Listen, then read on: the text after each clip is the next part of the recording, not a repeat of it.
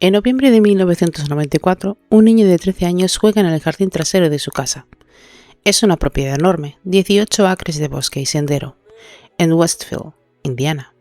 El niño cava y en lugar de tierra encuentra un cráneo humano. Se lo lleva a su padre y su padre, con una calma que hoy, mirada en retrospectiva, resulta perturbadora, le explica que este cráneo pertenecía a un esqueleto de estudio que guardaba su abuelo, médico de profesión, que no hay nada que temer, que puede volver a enterrarlo en el jardín. El niño le cree, y su madre también lo cree. Van a pasar casi 2 años antes de que esa familia entienda que compartía techo y mesa y apellido con uno de los asesinos en series más prolíficos de la historia reciente de Estados Unidos. Un hombre que, según las autoridades, pudo haber matado a más de 19 jóvenes, aunque solo pudieron identificarse con certeza los restos de una parte de ellos. Esta es la historia de Herb Baumeister, un empresario respetado, un padre de familia, un vecino discreto, y según determinó la investigación, el presunto responsable de una cacería silenciosa que duró más de 15 años en los bares gays de Indianápolis. Es también y sobre todo la historia de cómo una sociedad entera decidió no mirar. Así que vamos a reconstruir paso a paso todo lo que ocurrió. Bienvenidos al abismo de la mente.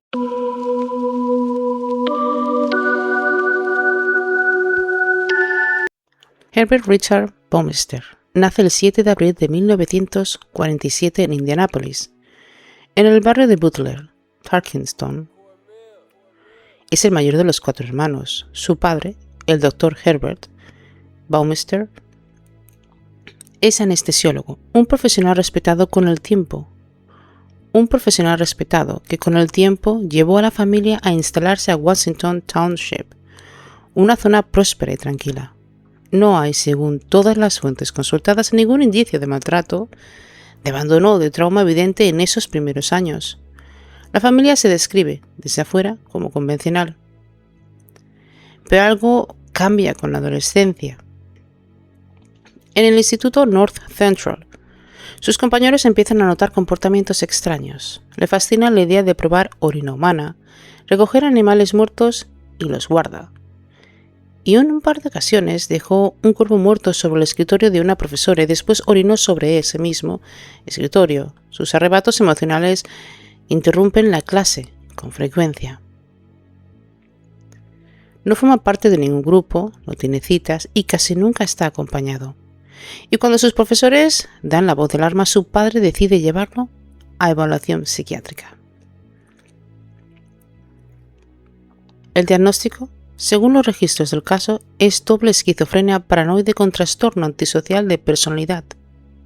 Este es un diagnóstico que, visto hoy con ciertos criterios más rigurosos, genera dudas entre buena parte de los especialistas que han entrevistado o revisado, mejor dicho, este caso.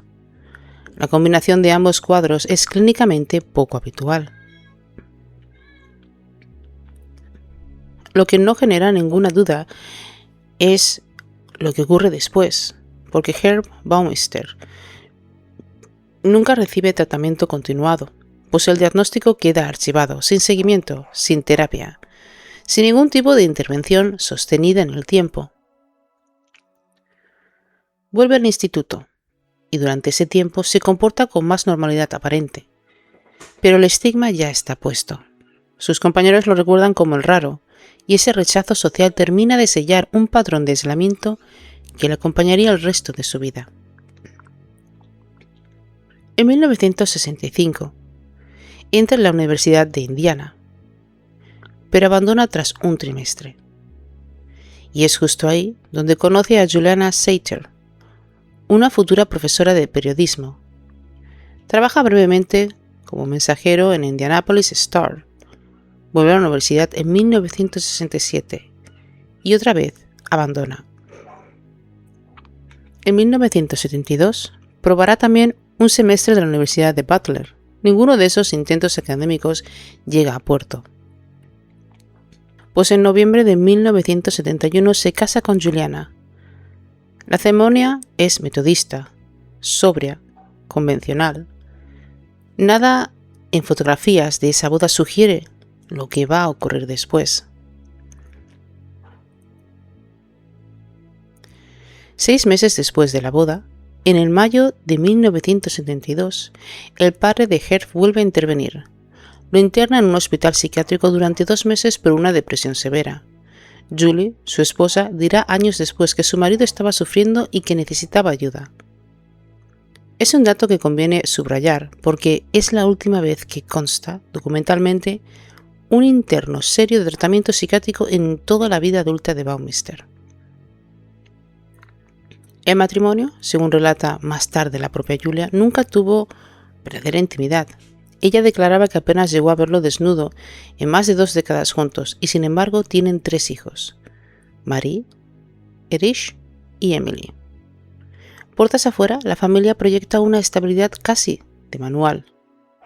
Pero Baumeister entra a trabajar en la oficina de vehículos motorizados en Indiana, asciende a convertirse en director del programa y su comportamiento errático no desaparece. Llega a enviar tarjetas navideñas en las que aparece vestido de mujer junto a otro hombre. En 1985 lo despiden después de orinar sobre una carta original al gobernador del estado y sobre el escritorio de su superior. Ese mismo año condució ebrio, provoca un accidente y se da a la fuga. Lo arrestan y meses después, en 1986, vuelven a arrestarlo, esta vez por una conspiración para cometer robo. Ambos casos terminan archivados y sin consecuencias penales. En 1988, con un préstamo de $4,000 de su propia madre, abre la primera tienda de la cadena de segunda mano Safe a Lot. El negocio funciona y ese mismo año el matrimonio compra una propiedad de 18 acres en Westfield, al norte de Indianápolis, una finca de estilo Tudor construida en 1978, con bosque, un sendero junto al Monon Trail y una piscina cubierta. Le ponen un nombre que hoy resulta escalofriante por su ironía pastoral: Fox Hollow Farm, la granja del hueco del zorro. Nadie en ese momento podía imaginar lo que ese bosque iba a llegar a contener.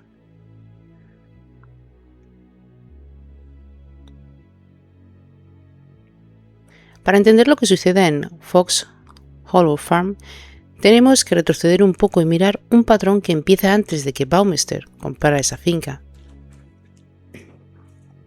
Entre 1980 y 1991, al menos 11 hombres jóvenes desaparecen en Indiana, y en el sur de Ohio todos comparten un perfil: hombres blancos, jóvenes, vinculados de una u otra manera a la vida nocturna gay de Indianápolis, un círculo que en aquella época se concentraba en apenas 4 manzanas dentro de la ciudad. Todos aparecen después estrangulados, desnudos o semidesnudos, abandonados en cunetas y arroyos, en zanjas rurales cerca de la Interestatal 70. Esta ruta le da su nombre al caso, el estrangulador de la Interestatal 70. El 16 de junio de 1980 aparece el cuerpo de Michael St. Petre, de apenas 15 años. El 21 de julio de 1932, el de Maurice Allen Taylor, de 22 años, en el arroyo Whistle Creek. El 28 de mayo de 1983 desaparece Michael Mick Reilly, de 22 años, tras salir del Vogue Theater, una discoteca de Indianápolis. Un testigo lo vio marcharse acompañado de un hombre. Su cuerpo aparecerá semanas después en una cuneta del condado de Hancock, estrangulado presuntamente con una toalla. El 7 de mayo de 1985 desaparece Eric Allen Rotherker, de 17 años. Su cuerpo se encuentra días después junto al arroyo en el condado de Preble, Ohio. Y es que durante años estos casos no se conectan entre sí de forma oficial. Y he aquí que aparece uno de los elementos más incómodos de toda esta historia. En los 80 y en los 90, la desaparición o el asesinato de hombres homosexuales rara vez recibía la misma prioridad investigada que otros crímenes. Los propios investigadores del caso lo reconocen después, con años de distancia y con cierta frustración. Los cuerpos dejan de aparecer junto a la Instatal 70 alrededor de 1991, no porque el patrón se detenga, según concluirán después los investigadores, sino simplemente porque cambia de escenario. Y en 1988, Baumeister ya es dueño de 18 acres de bosque privado. Pues ya no necesita una cuneta pública, tiene su propio terreno.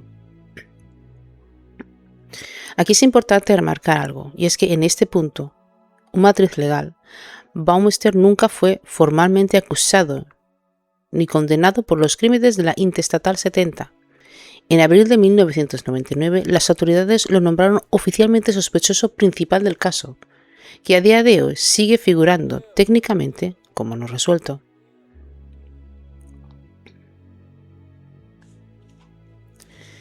Entre 1992 y 1995 empiezan a desaparecer hombres jóvenes vinculados a los bares gays del centro de Indianápolis. Locales como Metro, Varsity Lounge o el 501 Tavern. Todos comparten, de nuevo, el mismo perfil demográfico. Y todos desaparecen, según se comprobará después, coincidiendo casi siempre con los periodos en los que la esposa e hijos de Baumeister estaban fuera de la ciudad. En uno de esos bares, un hombre se presenta con un nombre que no es el suyo, Brian Smart. Es encantador, tranquilo y con frecuencia menciona algo que suena casi la invitación turística. Tiene una piscina cubierta en su casa de campo. En 1994, un superviviente contacta a la policía. Cuenta que conoció a Brian Smart en uno de esos bares, que aceptó ir a su casa, que durante un encuentro de tipo erótico el hombre le colocó una manguera de piscina alrededor del cuello y apretó. Él logró escapar. Recuerda que Brian Smart le dijo con la frialdad que se le quedó grabada algo parecido a esto. A veces ocurren accidentes.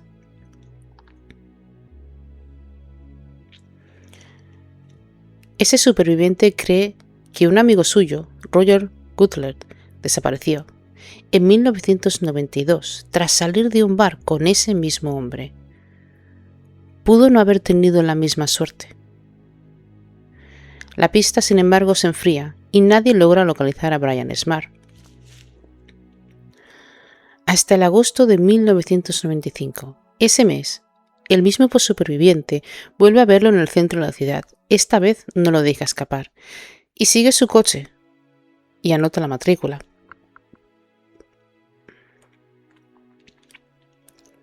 Esa matrícula llega a las manos de la detective Mary Wilson del Departamento de Policía de Indianápolis, encargada de la investigación de personas desaparecidas. Wilson tira del hilo con trabajo metódico, casi artesanal. Revisa registros de propiedades, de negocios, documentos judiciales, entrevistas a antiguos compañeros de trabajo, y descubre que la matrícula pertenece a Herb Baumeister. Descubre también algo revelador. Brian no es un nombre inventado al azar, sino el de una persona real que en algún momento había aparecido, mencionaba en un informe policial relacionado con el propio Baumeister. En noviembre de 1995, la policía se presenta en Fox Hollow Farm y pide autorización para registrar la propiedad. Herbs y su esposa Julien se niega. El cerco, sin embargo, ya está cerrado desde otro frente. Meses antes, en enero de 1996, Julie, después de que la policía la interrogara sobre una posible relación entre su marido y las desapariciones, presenta la demanda de divorcio. Julie Baumeister lleva meses viviendo con una sospecha que no se atreve a nombrar del todo. Recuerda el cráneo que su hijo encontró en 1994. Recuerda la explicación de su marido sobre el esqueleto del estudio del abuelo médico y recuerda sobre todo la insistencia de la policía. El 24 de junio de 1996, aprovechando que Herb está fuera de la ciudad, Julie cambia de parecer, llama a los investigadores y les da su consentimiento para registrar la finca. Lo que se encuentra en ese mismo día, en el bosque que rodea la casa, es una cantidad de restos óseos que ni siquiera los investigadores más veteranos esperaban. Miles de fragmentos de huesos, muchos de ellos quemados, triturados, dispersos en la maleza, y junto a ellos restos de esposas y de casquillos de escopeta. Se encontraron en total más de 10.000 piezas de huesos humanos.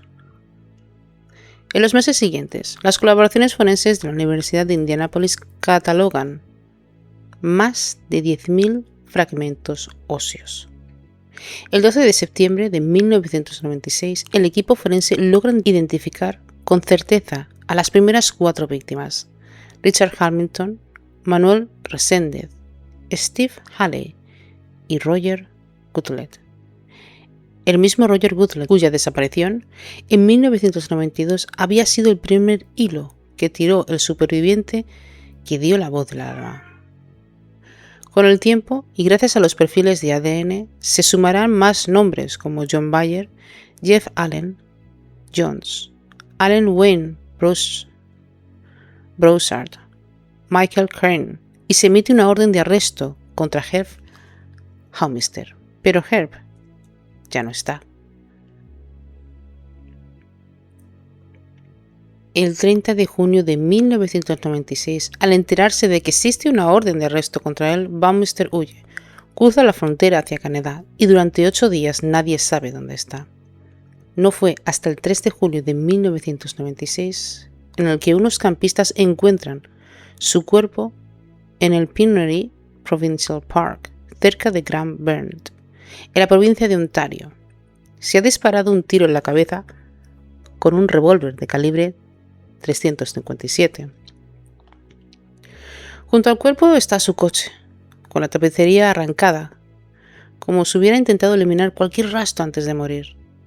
Deja una carta de despedida de 3 páginas. En ella habla del fracaso de su matrimonio, que la quiebra de su negocio, de la vida que había imaginado para sí mismo. No hay una sola línea sobre los cuerpos enterrados en su propiedad. No hay una sola línea sobre los hombres que, según todo indica, había matado durante más de una década. Una de las fiscales adjuntas que viajó hasta Canadá para presenciar la autopsia lo resumiría después con una frase que queda asociada al caso: que después de todo el daño que ha causado, Baumeister terminó por no ser capaz ni de afrontarlo, lo que había hecho. El caso penal, en sentido estricto, se cierra ahí, pues no hay juicio, no hay condena, no hay una sola sentencia judicial que confirme legalmente su autoría. Solo hay un cuerpo y una nota de suicidio que no explica nada, y un bosque lleno de huesos que sí.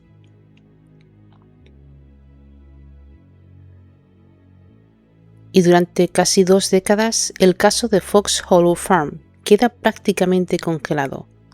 El entonces sheriff del condado, James Bradbury, declara a la prensa que considera el caso cerrado. Baumeister era el único sospechoso y ya no había forma de procesarlo. Pero de los más de 10.000 fragmentos óseos recuperados en 1996, solo una fracción pudo identificarse con la tecnología de la época. Muchos huesos están calcinados, triturados, hasta el tamaño de una uña, mezclados entre sí. Durante años estos restos permanecen catalogados en un laboratorio, esperando una tecnología que todavía no existía. Ese silencio se rompe en 2022, cuando Jeff Jelinek asume como nuevo forense del condado de Hamilton. Jelinek reabre oficialmente la investigación en diciembre de ese año. Un nuevo rastreo del terreno, esta vez con 10 perros especializados en detención de huesos humanos.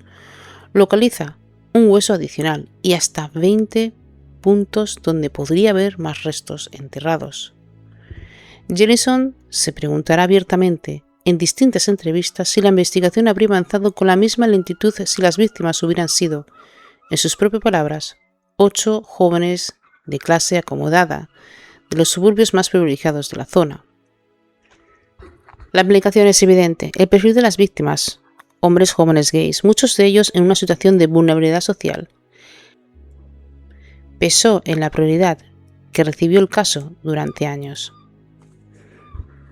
A partir del 2022, una financiación y colaboración de la Policía Estatal de Indiana y la Universidad de Indianápolis se presenta a enviar tandas de hasta 30 fragmentos óseos cada trimestre para su análisis mediante genealogía genética forense. Esta es la misma tecnología que en la última década ha permitido resolver casos de décadas de antigüedad en todos los Estados Unidos. Los resultados empiezan a llegar en 2023. Se identifican a Daniel Thomas Halloran como una de las víctimas, 3 décadas después de su desaparición. En los años siguientes se confirman más nombres, entre ellos la identificación definitiva de Roger Gotler, cerrando así, 30 años después, el círculo que un superviviente había abierto con una simple llamada telefónica en 1994. Un día como hoy, con las cifras que se manejan los propios investigadores, se calcula que Baumeister pudo haber matado más de 20 hombres a lo largo de 15 años, aunque solo una fracción de esos restos ha podido identificarse con nombre y apellido. Quedan miles de fragmentos óseos todavía sin asignar, y sigue abierta hasta el día de hoy una pregunta que varios de los documentales más recientes han vuelto a poner sobre la mesa: si Baumeister actuó completamente solo o si alguien más estuvo en algún momento involucrado. Esa pregunta, por ahora, sigue sin respuesta definitiva. Y aquí, querido espectador, es donde me gustaría que nos detuviéramos por un momento, porque contar lo que pasó no es suficiente. Lo que de verdad interesa en este programa es entender cómo se construye una mente capaz de sostener durante 15 años una doble vida de esa magnitud sin que nadie, absolutamente nadie, llegara a sospechar de nada. Bowlby nos enseñó el vínculo temprano de nuestras figuras de cuidado. Bowlby nos enseñó que el vínculo temprano con nuestras figuras de cuidado se convierte en el doble con el que después interpretamos toda relación humana. En el caso de Baumeister no hay, según las fuentes disponibles, un relato de maltrato evidente en infancia, pero sin embargo, hay algo que sí aparece con claridad. Un padre que responde a las señales de alarma de su hijo, no con cercanía emocional, sino con una gestión clínica y distante del problema. Evaluaciones, diagnósticos hospitalizados, pero nunca que sepamos una conversación entre ellos.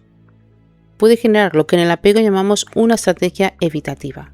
Aprender que uno se relaciona con el mundo resolviendo apariencias, pero no compartiendo el interior. Van der Kolk ha documentado con una enorme claridad cómo el trauma y la desregulación temprana quedan literalmente atrapados en el cuerpo. Lo llamativo del caso Baumeister es la desconexión casi total entre su cuerpo público, el empresario correcto, el padre presente en la vida de sus hijos, y su cuerpo privado, ese que solo se activa en el ritual de la caza y del estrangulamiento. Y cuando el cuerpo no se ha perdido, y cuando el cuerpo no ha aprendido en la infancia a entregar impulso y regulación, puede terminar por compartimentar una parte que funciona en sociedad y la otra que actúa completamente disociada de cualquier código moral. El sistema nervioso y su calma. Ahora vayamos a ese sistema nervioso y a esa calma que realmente asusta, porque aquí resulta especialmente revelador ese marco de Porges y su teoría polivagal. Porque uno de los detalles más perturbadores realmente de este caso es la frase que, según testimonio de su superviviente, Baumeister pronunció mientras intentaba estrangularlo. A veces, simplemente, pasan accidentes. Ese tono, esa calma glacial en un momento de violencia extrema, no es un lenguaje de un sistema nervioso desregulado por el pánico, pues es más bien el lenguaje de que alguien ha aprendido a habitar un estado de calma disociativo incluso en el extremo de la violencia. Porque aquí ni hay lucha, aquí no hay huida, sino un tipo de control frío muy, muy alejado de la conexión social sana. Hablemos de la sombra. Jung hablaba de la sombra como todo aquello que no podemos integrar de nosotros mismos y que, por eso mismo proyectamos y actuamos de forma descontrolada. Pocos casos ilustran de forma tan literal esta idea, como el de un hombre que, de puertas afuera, construye la fachada del ciudadano ejemplar. Un negocio próspero, una familia numerosa, una casa de revista, pero mientras sostiene en el bloque de su propia finca el escenario exacto de todo lo que su sombra necesitaba actuar. Cuanto más pulida la máscara social, más profunda suele ser la sombra que la sostiene por detrás. Si lo miramos desde la mirada sistémica de Hellinger, un secreto familiar de esa magnitud, sostenido durante años dentro de su propio hogar, no desaparece cuando el sistema estalla, pues al contrario se transmite. Los hijos de Baumeister crecieron creyendo que un cráneo hallado en el jardín pertenecía a un antiguo esqueleto de estudio. Cargarán durante el resto de su vida con la tarea de integrar una verdad que su propio padre les ocultó. De la manera más cruel posible. He aquí que los sistemas familiares son secretos de este calibre, suelen generar en las generaciones siguientes un trabajo de duelo mucho más largo que el que le corresponde a la propia víctima directa. Y por último, quizás, la pregunta más incómoda de todas. Lo que Frank nos obligaba a hacernos. ¿Qué sentido estaba persiguiendo Baumeister a través de ese ritual, repetido durante más de una década? Porque Frank sostenía que el ser humano necesitaba, por encima de casi cualquier cosa, encontrar un propósito de coherencia a su existencia. Cuando esa búsqueda de sentido se pervierte hasta el extremo, puede convertirse en la búsqueda compulsiva de una sensación de control absoluto sobre la vida y la muerte de otro. Esto no es sentido, es la simulación más oscura y más vacía del sentido que uno puede imaginar. Y quizás ese es el verdadero centro de esta historia. No solo lo que Herb Baumeister les hizo a estos hombres jóvenes, sino todo lo que la infancia mal sostenida, un sistema de nervios que aprendió a disociarse, una sombra que jamás fue integrada y una sociedad que miraba hacia el otro lado pueden terminar por construir en silencio durante décadas. Si esta historia te ha dejado pensando en las máscaras que todos, en distinta medida, aprendemos a sostener, en lo que se hereda de una familia cuando nadie se atreve a mirar al frente lo que está pasando, quiero dejarte algo. No hace falta llegar al extremo como este para darte cuenta de que hay partes de nosotros que llevamos años sin mirar. Por lo tanto, si sientes que hay algo en tu propia historia, en tu propio sistema familiar que necesita ser nombrado y sostenido con acompañamiento profesional, te espero en mis sesiones de coaching terapéutico individual. En estas sesiones trabajaremos juntas con herramientas de psicología de apego, trabajo somático y perspectiva sistémica para que puedas empezar a integrar lo que hasta ahora solo habías logrado sobrellevar. Encuentras toda la información en el link que te dejaré en la descripción y también en mi bio.